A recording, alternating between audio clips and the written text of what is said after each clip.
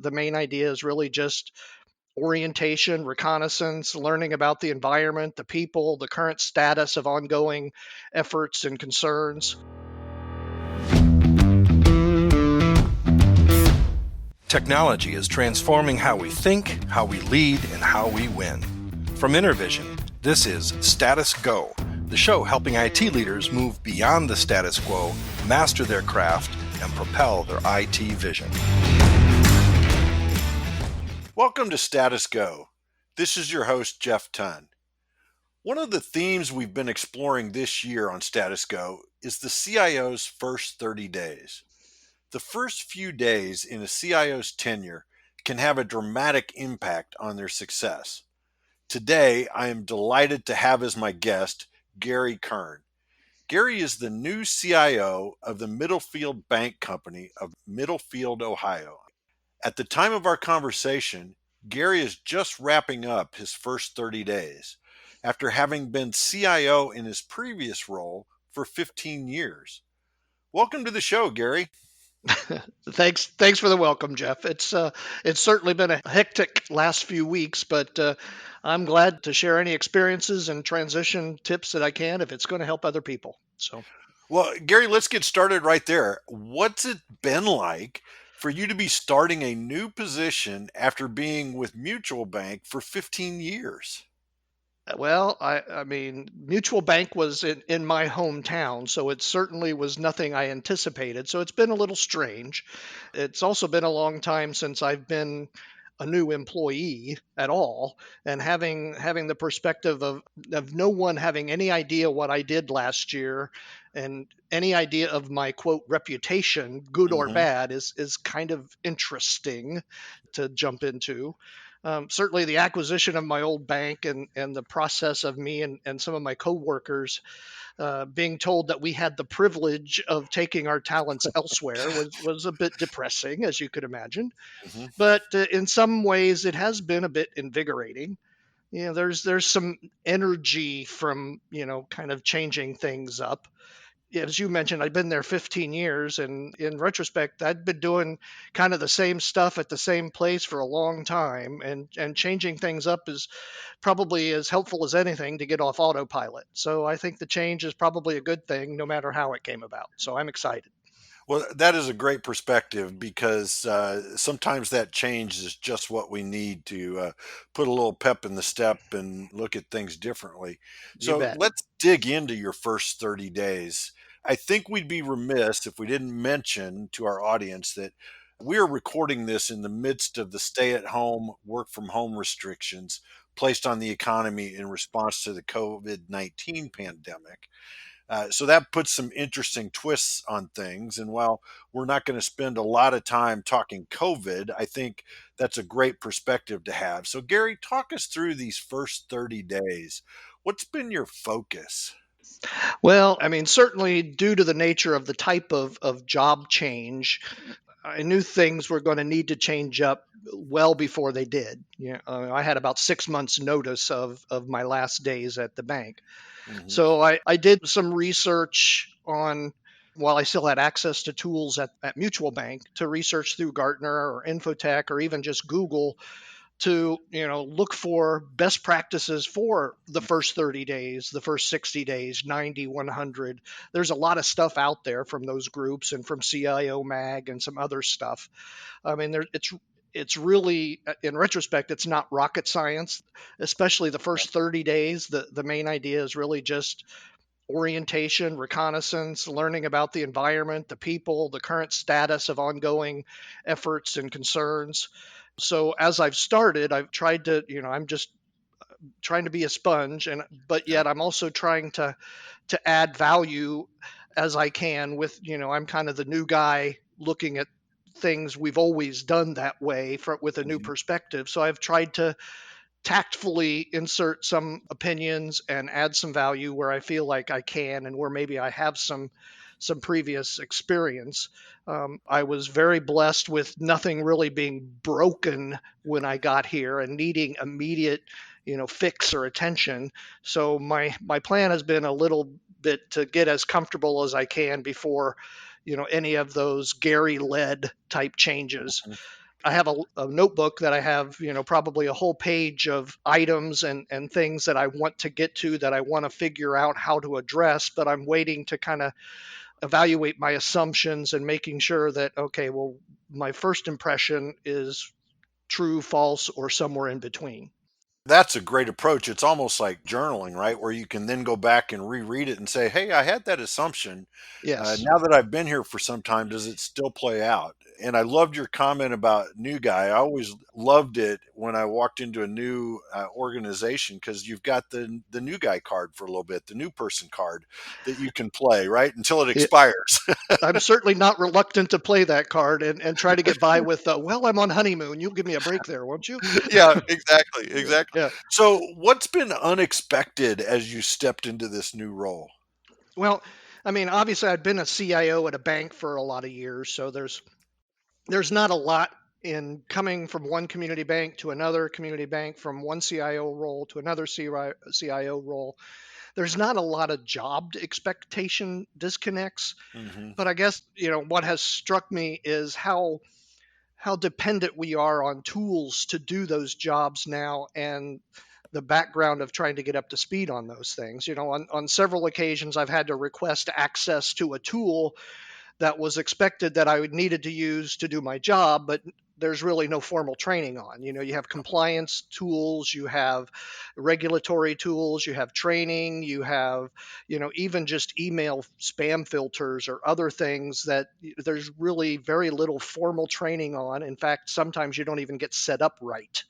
And especially with a role like a CIO, it's not something they allow access or define access very often for. Hmm. So, certainly the specificity of that role, I'm digging into things and people are assuming I have access or assuming I know how to do something. And I got to kind of slow them down and say, whoa, whoa, wait, you're talking about a track tool, or you're talking about a vendor point. I got to get access, I got to get trained on that tool, and then I got to go find the things that I'm already behind on. Yeah, So that yeah, was a little bit a little bit, before it was always just on paper, or you had to go out, but I'm even finding, file shares on the server where people think I have access to a certain folder, and I say, well, I'm not seeing that. And so I've gotten to the point where I've just taken screenshots of, okay, well, here's the folders I see in the group drive. Oh, uh-huh. well, you're missing the board of director folder, or you need the IT steering committee folder. Well, yeah, I think I do. Yeah, I probably I should have just didn't know access. to. Yeah, I didn't know to ask for it. So it's there's some of that I don't know what I don't know, and I'm Mhm. trying to be very transparent on, okay, well, do I have the access you're assuming I have? And Yeah, so yeah, I may find something next month that I still don't have access, that people thought, well, I thought you would have had that day one. Well, yeah, but there's not a process to give me access day this is true. one. Yeah, And so that's probably been something that I didn't really expect, because it's just kind of the meta job. yeah, It's not yeah. really doing the job, it's doing the things that are required to get the job done. But it's funny sometimes. I can remember joining organizations and going through new employee orientation, and they just completely skip the quote unquote tech training because, oh, you're the CIO, you don't need to know how to access the group share. Well, yeah, I need to know where it is and what it's called. Right. Well, Yeah, as you mentioned earlier, certainly we're in the pandemic here, and most of my IT team hasn't been in the office for me to even ask them how to scan things from the copier. yeah. It's like, I waited for somebody to come in the office and figured, well, I'll just take a picture of it with my phone for now. That kind of stuff, that it's Yeah, like, yeah. oh, well, you need to get set up on that. We didn't set you up yet. And it's like, oh, okay, well, yeah, I'm glad you came in. Yeah, thank you for giving me access to that or showing me where that is. Yeah, Yeah, yeah. exactly. So, can we dig into your job search and relocation a little bit? It had to be a bit surreal given social distancing. But even when we move into whatever our new normal is going to be, virtual interviewing and the like may be with us for a long time. What was the experience like for you? Well, I mean, I started pre-pandemic, so I got the LinkedIn brushed up. Kind of activated my social real world networks and started that way. But we started making the first significant contacts with employers, Certainly initially that first round was, is almost always just a phone call, but second and third rounds were now becoming phone calls or videos. I got introduced for the first time to a video tool where they pop up a question, you get 1 minute to think of an answer, and then you get 2 minutes to record your answer Oh, just in front of your cell phone.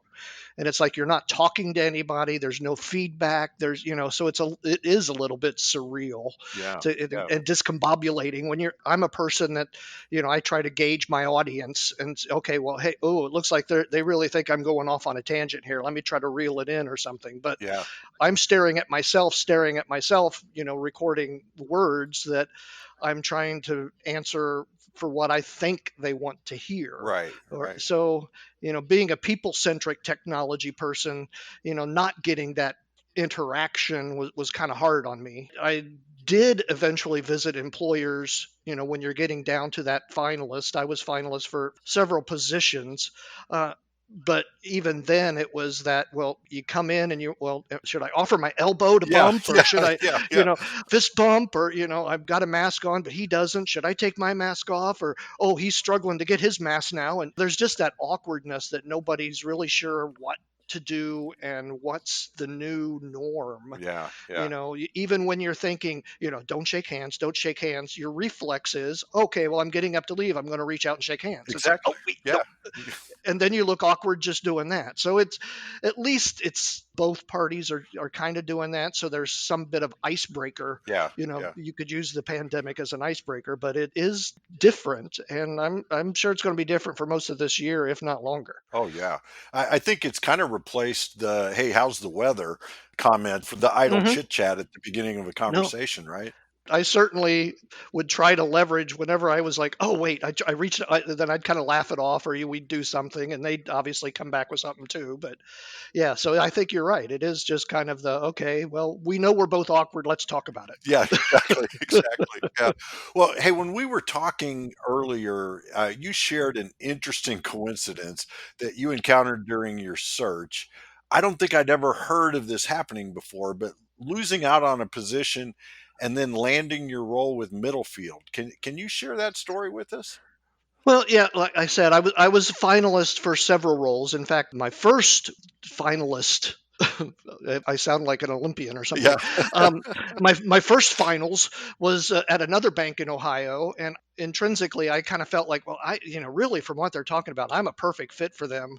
But then also, I was having that self discussion that I'm not sure about the area and their culture, whether Hmm. that's a great fit, but certainly I'm going to be looking for a role, and I know something at my level is going to be hard. So I had all that internal dialogue Yeah. going. But, Yeah. then you get to the point of they call me and it's like, oh, but I'm second place. And if you're not first, you're last. Right. And, Right. and so, that was kind of hard to take, but I was early in the job search. I got to the point where I was actually the finalist for two more jobs, one in Iowa, one back here at Middlefield. And then when I came out to Middlefield to interview for the job, the CIO that was exiting was still here and part of that interview process. Hmm. And she had mentioned that, well, her husband works on the other side of the state, and she took another job at another bank over there, which just happened to be the bank that I was the second place runner for. So that was kind of a real, we had some really interesting discussions about that. Yeah, I And bet. then when Middlefield gave me the offer, I've actually connected with her pretty well on LinkedIn and through, networking outside of here. She's, 3 hours away, but still in the state of Ohio. And we've shared some emails and LinkedIn Mhm. chats and other stuff. And we've already talked about meeting up when we get to the Community Bankers Association meetings in Right. the state of Ohio, or CIO meetings in Cleveland or something. In fact, I had to ship her shoes to her that she left under the desk here to farmers and merchants. So Uh-huh. it was an interesting, yeah, ironic twist. But I actually think I'm a better fit for here at Middlefield than I would have been at the other bank on the other side of the state. So it was quite the quite the irony. So yes. So, what makes it a better fit? I'm just curious because I think that might help some of our listeners who may be in transition. What are you identifying as a better fit? Well, I think the culture, I mean, the people here, they're not drastically different from those over that I was talking to, but Hmm. they seem a little more casual, which matches my style. Hmm. Also, the living area. I've been around for a while, so the living location was going to be important to us. My wife's from Ohio, so Ohio was on our list, Hmm. but the first bank was out in the middle of almost a farm field, and there Okay. was really nothing to do nearby. It was an Yeah. hour to a decent sized city. Middlefield is just on the outskirts of Cleveland. There's a lot of 15,000 person cities in the area, and you're 30 minutes from the Beltway of Cleveland. There's a lot going on. And so trying to have something to do and get indoctrinated to an area seems a lot easier here. And it's a little closer to my wife's family as well, rather than, having to, the only option was a city that had a population of 5,000. Yeah. Yeah. And how do you get yourself ingrained in the community there when there's not theater, there's not sports, there's not other things going on that you meet people at. Right. If you're from there, you're very tight knit community, but if you're not from there, it's kind of hard to break Hard to that break in. Yeah. Yeah. yes. And with her having family out there, I think her husband had a job that was going to be on that side of the state, so I think it's a good fit for her. But she still kind of laments the culture back here, so I Yeah. I think I won out on that deal, so I'm okay with that. Well, you kind of touched on this. You had several offers, some of which you lost out on, obviously, and that has to make it difficult to keep yourself motivated because you could have easily become dejected by the rejection of losing out on Oh that yeah. job or some of the others. How did you keep yourself motivated? It's sometimes hard. I mean, this isn't my first time through this rodeo, and I know that sometimes the no's lead to better yeses. But in the heat of the moment, all you know is you got rejected, or Hmm. all you know is that, I didn't deserve to be in a job search situation because everybody said I was doing great, but it was circumstances out of my control. Yeah. So there are certainly ups and downs in this process.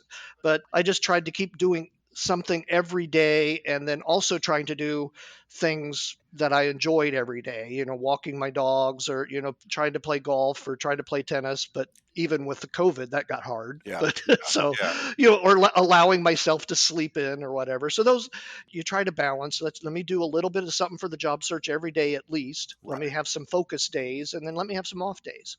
But then I also got involved in a couple good Indianapolis area job networking groups, job search groups.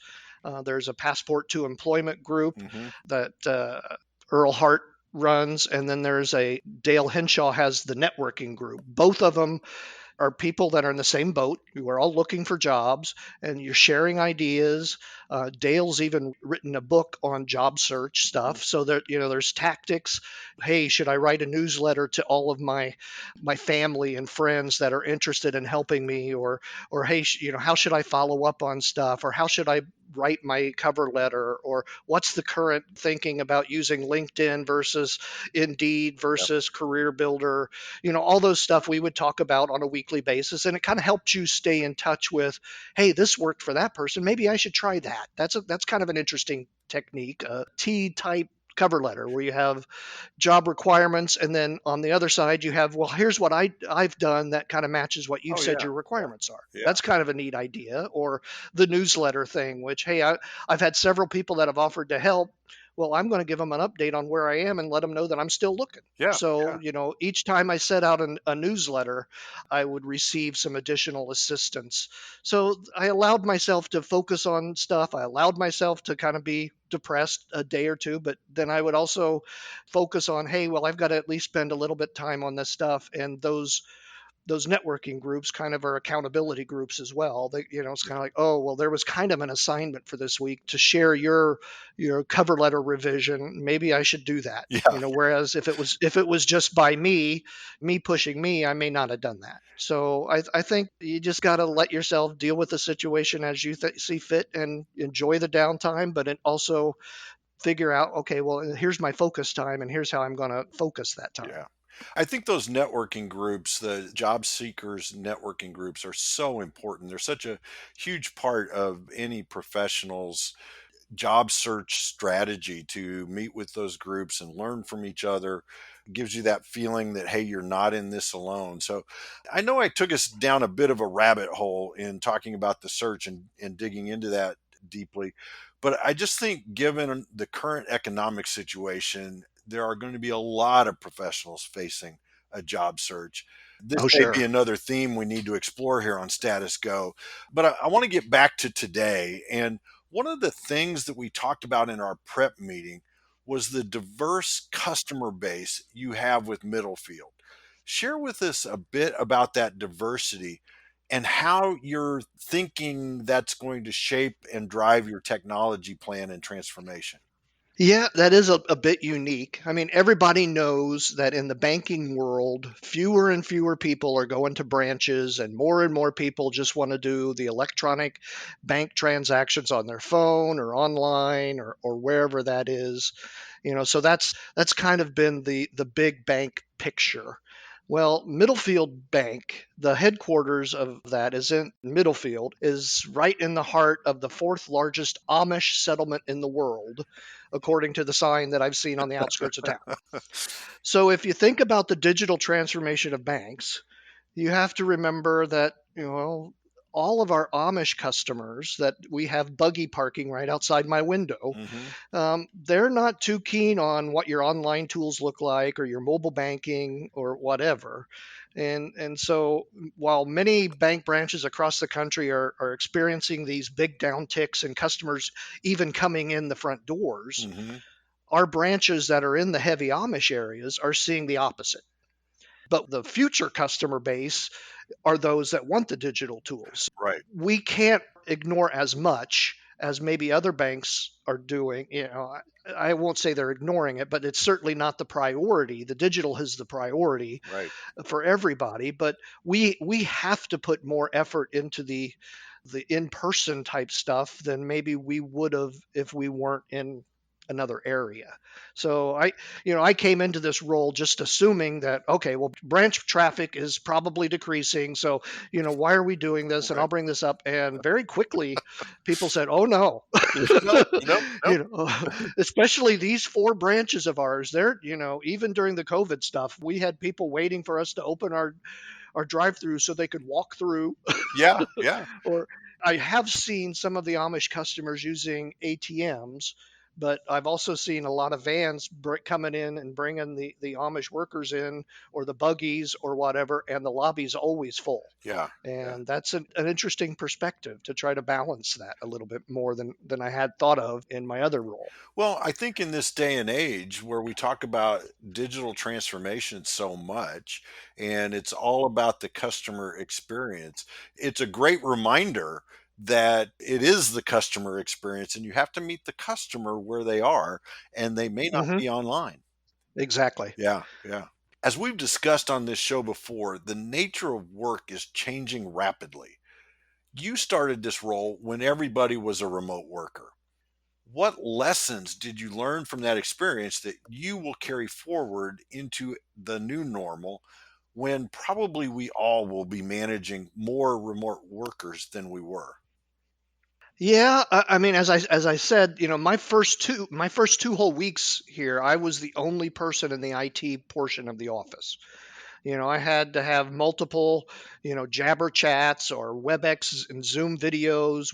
Our first team meeting was on Zoom, and we have WebEx internally, and all of those tools are becoming more important. I've certainly shared a lot of emails and all that stuff even before anybody saw me in person. Um, that's not going to change dramatically. Before, the exception was people getting to work at home once in a while. Now the exception is, okay, well, when can we get people to come To into the the office. office Yeah. so that they can actually, do different things. And again, in IT, you don't have to be in the office very often if things are running well. So that horse is out of the barn. Right. And so I think whatever the IT team does going forward is going to be a hybrid, and it's probably going to be more work at home days than work in the office days. And that's a big change. That's a big culture change for community banks, especially because it's all about people and community, and that's just how we work. And Yeah. it's very hard for people not to be here. Well, we've kind of proven that it's not that hard. And so some of my thought process during the new guy term, my honeymoon here, was that, well, I am dealing remotely with my team who doesn't know me. I am a guy, and you've probably picked that up, that I like to work with humor and Mhm. sarcasm, but that doesn't play well as well in the virtual world as it does in the real world. And I've tried to be very cognizant of that, Yeah. because I realize, I've done some emotional intelligence training and stuff. Sometimes that stuff gets misinterpreted, and it's, oh, well, I intended this to be a joke. Well, in an email, it doesn't look like a joke. Right. So it can be misinterpreted easily if you're not dealing face to face. So I've tried to be very careful in how I come across, and maybe shorter comments than I would normally do. Yeah. But over time I've learned that the group that I've inherited is very accepting of humor. They deal with each other in a, you know all their jabber chats. They'll dive off into, tangents that are about Hmm. Star Trek or, whoever. And I'm slowly integrating that back in. But I was trying to be very careful with both them and my peers on the executive team. My first executive team meeting that we had was in person. I think it's the first time they met in person in 3 months. Hmm. And it was basically to welcome me, but it had social distancing rules in place, and everybody was in a different corner of the boardroom. Hmm. Half the people had masks on, and there was, the Perel in the middle of the table. And it's hard to get used to something like that as the normal thing, Right. especially when you're trying to introduce yourself to a new culture or a new environment. You want to joke, you want to be with people, you want to get that personal interaction and kind of get over that new person curve, but it's harder when you don't get to see people. Well, and I think it was very wise of you to kind of sense that going in, because our natural tendency is we want to be ourselves. And if you are someone that's used to humor and used to sarcasm, trying to reduce that, it can be difficult. But I think you Yes. took some great steps in that, because it's easier to insert it later than Right. walk it back. Right. And I won't say that I was perfect at it, but again, I tried to downplay it as much as I could, intentionally. I'm sure there was some things that came out unintentionally or just out of habit, but so far I don't think any of those sent us off in a bad tangent. That's So, good. That's good. Gary, this has been a great conversation, and I really appreciate your willingness to carve out some time, because I know you're in the midst of drinking from the proverbial fire hose. yes, yes, sir. Before we wrap, I'd love to ask you for a call to action. What's one thing, or perhaps two things, our audience should do differently tomorrow because they listened to us today? To me, it's kind of back to that meta environment. Think about what you're entering into and how you want to enter into it. It's not only what you want to do as a new leader, but how it may or can be done where you're going in the environment that you're in, be Hmm. it a COVID environment or Amish country or whatever. Right. And also be aware and accepting of the new norms, and look for the advantages you can provide as the new guy perspective, Hmm. and how you can add value quickly while also trying to, as you said, drink from the fire hose and take in as much information as you can. I love that advice, especially the trying to look for advantages in the new norms, because whether you're starting a new position or you've been in that role, the norms are different now for the Yes. foreseeable future, and looking for ways to take advantage of those is the right approach. So, Gary, I cannot thank you enough for doing this. I really appreciate it. I know your schedule is crazy busy, and I appreciate the time so much. Yeah, I'm leaving here to meet my wife at our new house. We're going to buy pizza and eat on the floor. Well, there you So, go. Have a great celebration. all right. Well, thank you, sir. To our listeners out there, if you have a question or want to learn more, visit intervision.com. The show notes will provide links and contact information. This is Jeff Tunn for Gary Kern. Thank you very much for listening. You've been listening to the Status Go podcast. You can subscribe on iTunes or get more information at intervision.com. If you'd like to contribute to the conversation, find Intervision on Facebook, LinkedIn, or Twitter. Thank you for listening. Until next time.